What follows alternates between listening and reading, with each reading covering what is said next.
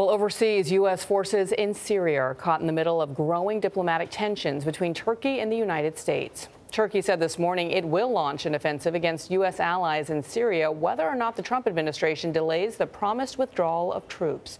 The diplomatic battle has not changed the mission of those protecting American forces on the ground. Charlie D'Agata met with U.S. service members on board an aircraft carrier recently redeployed to the region. They don't do government shutdowns on U.S. aircraft carriers in the Persian Gulf. We arrived aboard the USS John C. Stennis to find the nuclear-powered supercarrier at full steam, catapulting F-18 fighter jets into the sky. They've hit Taliban targets in Afghanistan and continue to launch dozens of airstrikes against ISIS positions in Iraq and, yes, Syria, whatever the mixed messages out of Washington. Despite President Trump's abrupt decision to withdraw U.S. forces from Syria, here at least there's been no let-up in the number of aircraft sent out to support them.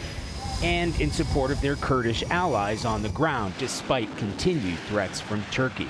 Then there's Iran. The return of a U.S. aircraft carrier has angered Iranian officials who deployed naval vessels to shadow the strike group after it arrived from its home port of Bremerton, Washington last month.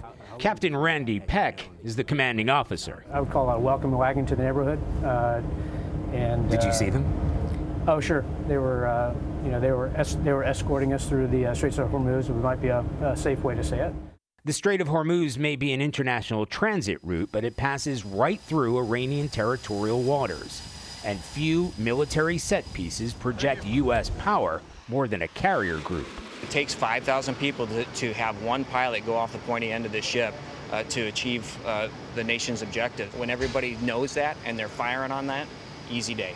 For CBS This Morning, Charlie D'Agata aboard the USS John C. Stennis in the Persian Gulf.